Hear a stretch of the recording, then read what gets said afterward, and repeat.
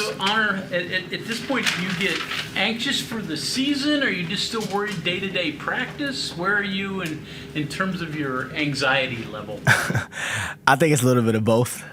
With the way Coach Hodge coaches, you kind of just got to stay in the moment and focus on the next day at hand. But, of course, especially as of today, Thursday, we play Saturday. So, it brings a good anxious feeling to get back into the action. I watched the Oklahoma State-Auburn game, and it gets you, when you watch basketball, it's like, okay, yeah, I want to play. So I think, it's a little bit of both, just staying in the moment of practice and getting better with my teammates, but also understanding that this season is approaching. It's here. It's knocking on the door. How'd you get out of weights? I lifted early because it was supposed to be me first, but then I guess they flipped it. It was supposed to be Harlan, so it was a miscommunication. But I lifted early so I could get here on time. Separate from the No, I lift with them, but I just lifted early. Like as soon as practice ended, I lifted just to make sure I got here on time. We're going to talk to him afterward. What do you see from him? Ross was saying pretty skilled 7-footer. What do you see from Harlan? It's crazy. I feel like sometimes he's too unselfish. He's a great team player and he gets us going. Like his energy is infectious. Anytime he scored, makes an assist, you would think he scored after the assist because he's just so energetic. And he brings that fire that we need night in and night out. Obviously, he's a big body. You can't replace that. So obviously he was hurt a little bit of this process in the preseason, but he's getting back into it now, and we're excited to have him back, and obviously we're gonna need him. What's it like running off a ball screen on him? he makes sure he hits somebody for sure. So if you see me get some open, we don't have a lot of plays where it's like I'm coming off of him because he gonna make sure he hits that person. And then, like I said, he gets excited as if he hit the shot after I hit the three, and that's what I love about him the most. He's the most unselfish player on our team, which in reality he should be one of the most selfish because of how big in his presence. But you would never know that. So I appreciate him. Favorite shot? And obviously, I'm sure it's a three, but off a curl, step in. What do you think you do best? What do you like best? Funny enough, I actually don't like wide open shots. Like I start to overthink it a little bit. Like why is no one here? So I kind of like the ball in my left hand, stepping back to my left 3-pointer. That's my go-to. If it's late clock, I'm probably gonna try to get a move to get to my step back in my left hand, and I think it's pretty unguardable. I get my shot up fast and high, so I think that would be my go-to shot. It's my favorite shot. So now every team's going to take away that left hand. It's hard. It's hard to do, but I hear you. What about transition? Is it you comfortable to wherever if you're open in transition? Yeah, I appreciate this coaching staff and Coach Hodge because they kind of, if I don't shoot it, it's a problem. Not if I do shoot it. He actually. I don't think he's gotten on me about a shot I've taken yet, but he's gotten on me about shots I haven't taken. So in transition, I do, obviously in my old school channel, we like to play fast and push it. So if I can see the rim, it's going up. So I think, he's put me in positions to where if we push the ball, let it go. If he always says, if I see the rim, let it go. So, he has full confidence in me to shoot those shots. Just listening to you the last time, your prior coaches scheme more to get shots? Would you say offensively in a half-court set? Was there more scheming, more play designs, or was it player-driven? How did it go about, and how was it compared to now? I think it's a little bit of both. At Chat, it was more player-led. We kind of ran a Princeton style, so we kind of ran through the center. He kind of made decisions. We cut off him, play with the other side. I think after my sophomore year, so last season, team started to double team, face guard me. So then we became more schematic where it's like, okay, how can we had a meeting actually, it was a long meeting. I remember it was after the Mercer game. We had a meeting for an hour in the hotel, and he kind of just what can we do to get you some more shots? And we kind of developed more plays and schemes, like you said, within our offense to kind of get me going. So I would say it was a little bit of both, player driven, but. And what about here?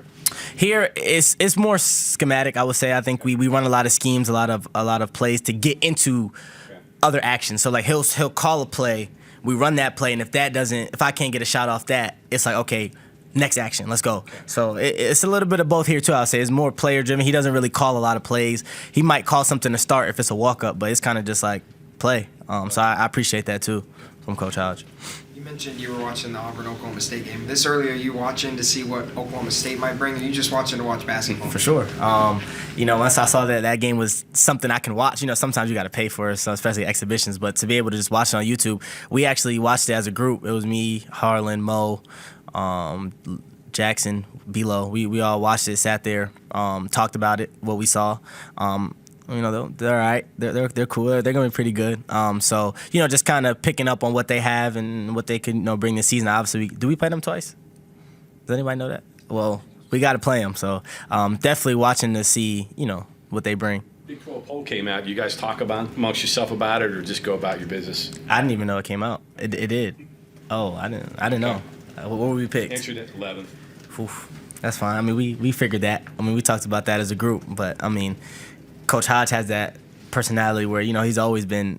I think I saw something where he's always been picked lower than he finished in his head coaching career. So we're not worried about that. We'll prove a lot of people wrong. I can guarantee that. If you can just kind of divulge a little bit here, when you're in transition on this offense, it seems like it'd be pretty fun, maybe dangerous. I don't know, but like Chance and Brennan are big guys who can really run the floor. Yeah. You and Trayson can space it.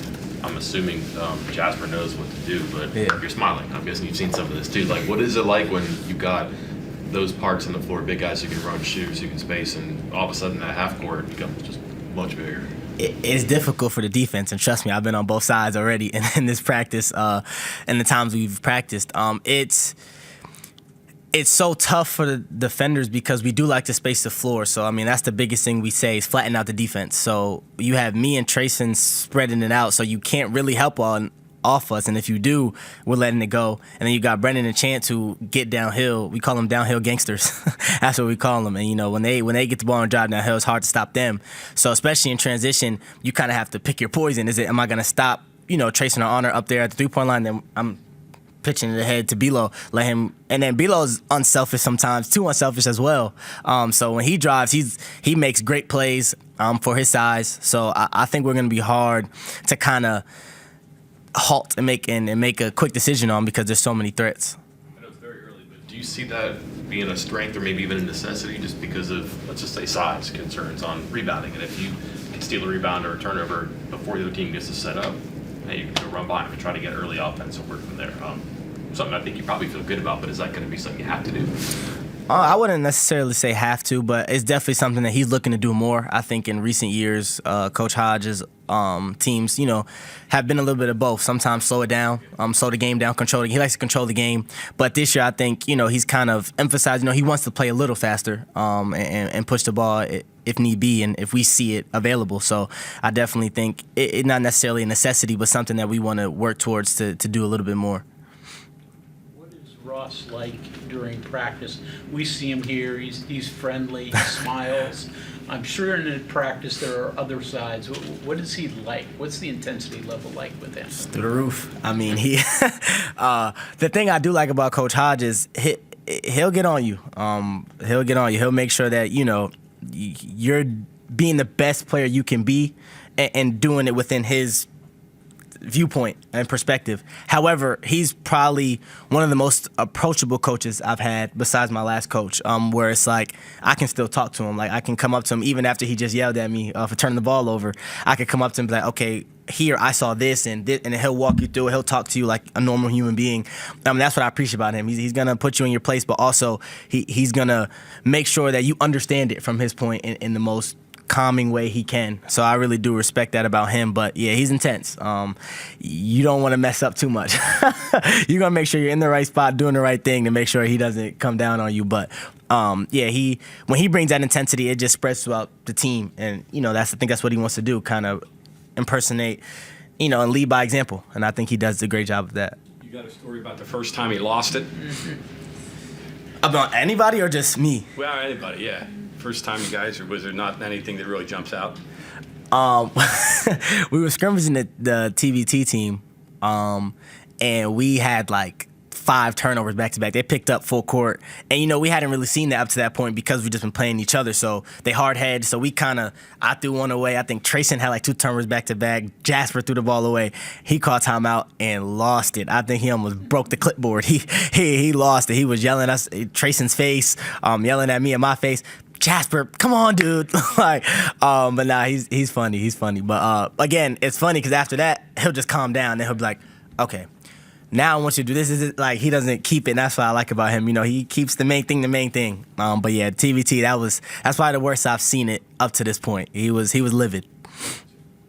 That's pretty intense for a scrimmage against the TBT Oh yeah, guy. no, he even against each other today. He got on me. We had to run the 22. I turned the ball over, but I've never seen nothing like the TBT though. Like today was, yeah, I take it. Like you got to listen to what he's saying, not how he's saying it. TBT, I was listening to how he's saying it.